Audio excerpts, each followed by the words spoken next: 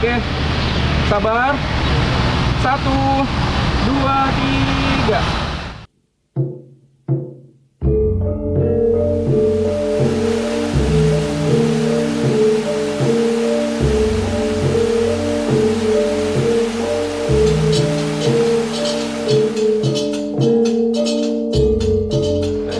Baik, selamat datang dalam kegiatan Jogja Walking Tour yang hari ini mengangkat tema tentang 56 juta tahun yang lalu di kawasan Berbah. Nah, kita sudah tiba di lokasi titik kumpul kita yang namanya Lapa Bantal. Nah, seperti apa nanti ceritanya, nanti kami akan banyak eksplorasi. Sebelum kita mulai, sebenarnya idenya tuh sebenarnya dari Eropa ya. Ada aktivitas namanya walking tour. Nah, kemudian kami adopsi ke Indonesia, kemudian akhirnya namanya Jogja Walking Tour. Konsepnya adalah kayak gini, touring, terus kemudian nanti setelah tour dijelaskan apa segala macam, teman-teman peserta itu ngasih donasi kepada komunitas gitu. Konsepnya pun juga PSUWIS, jadi ngasihnya itu seikhlasnya. Kami memulai kegiatan di Jogja Walking Tour itu 2017, tepatnya di bulan Februari 2017. Nah, itu yang kemudian akhirnya kemudian kami bisa bikin kegiatan. Awalnya itu rute pertama kami adalah Malioboro, jadi sejarah Malioboro. Lambat laun sampai sekarang 2025, dari 2017 sampai 2025. Nah, ini adalah rute yang ke-27. Itu kan 27. Walaupun sebenarnya itu pertumbuhannya sebenarnya lambat ya. Karena kenapa? Ya banyak faktor sih. Kayak misalnya situsnya yang emang udah nggak ada, terus kemudian rutenya berjauhan, untuk jalan kaki nggak bisa, atau tadi arsipnya yang tidak ketemu. Nah, akhirnya kemudian lambat tuh sebenarnya dari 2017 sampai 2025. Berapa tahun tuh? 8 tahun. Ya, 8 tahun kan kami baru bisa menghasilkan 27 juta.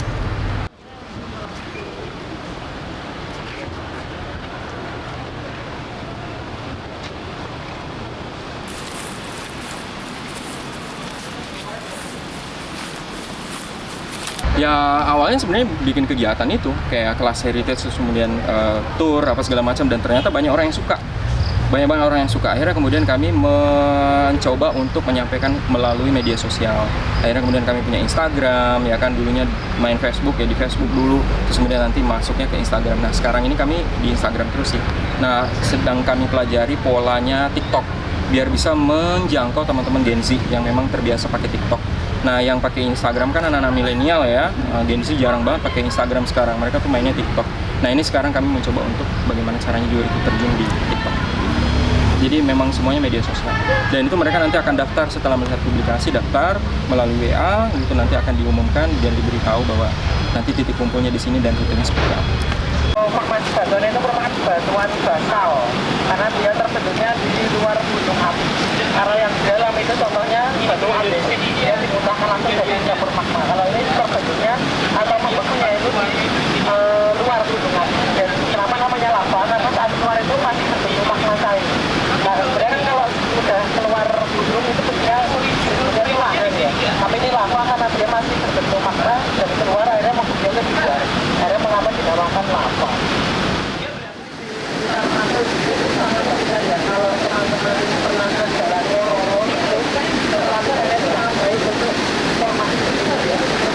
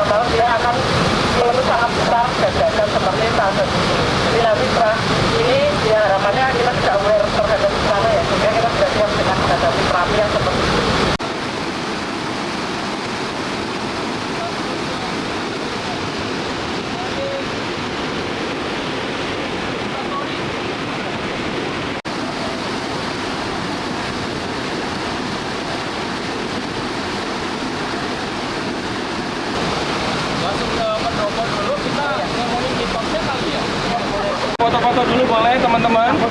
Kita tunggu di area pendopo ya.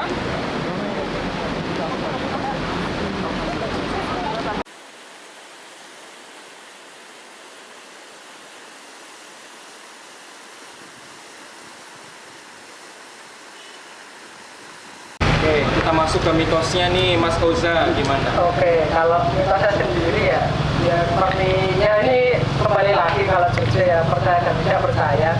Sungai Opa itu menjadi salah satu media transportasinya Ratu Kidul untuk dia sowan ke Merapi sana. Dan salah satu yang dilewati itu Sungai Opa ini dan daerah Kelapa Berbah ini. Dimana menurut cerita ya tadi kalau ada di Merapi punya aja 100 Selatan itu menggunakan kereta bencana dan lain sebagainya dengan pengiring-pengiringnya menuju ke sana melewati Sungai Opa. Nah di sekitar Berbah ini sekitar Embung, di selatan ada Embung, teman-teman dari sana itu menjadi transitnya untuk istirahatnya sampai seperti itu untuk Merapi. Begitupun sebaliknya. Mungkin orang sendirinya kasih mitos bahwa sini angker, tapi dia kenapa sini aku salah satunya kenapa itu, tapi salah satu lagi karena ini seni banyak beda teman-teman itu udah gelap, kemudian jalannya di sini dan di situ ada makam sehingga banyak terjadi pernah pembegalan itu apa namanya pembegalan sehingga kalau orang tidak malam itu menjadi yang tidak menggunakan ayam.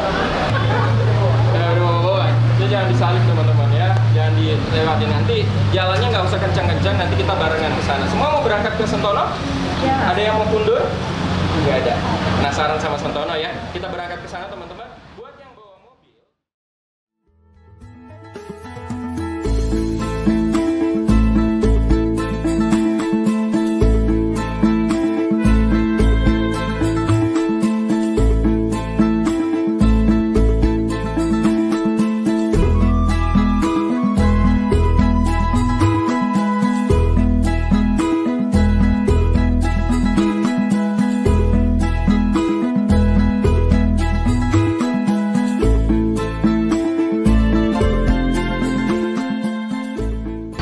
Saat ini terbentuk dari endapan-endapan batu pasir, model pasir tuh, dan roket-roket gunung api lainnya ada terendap dan sedimentasi.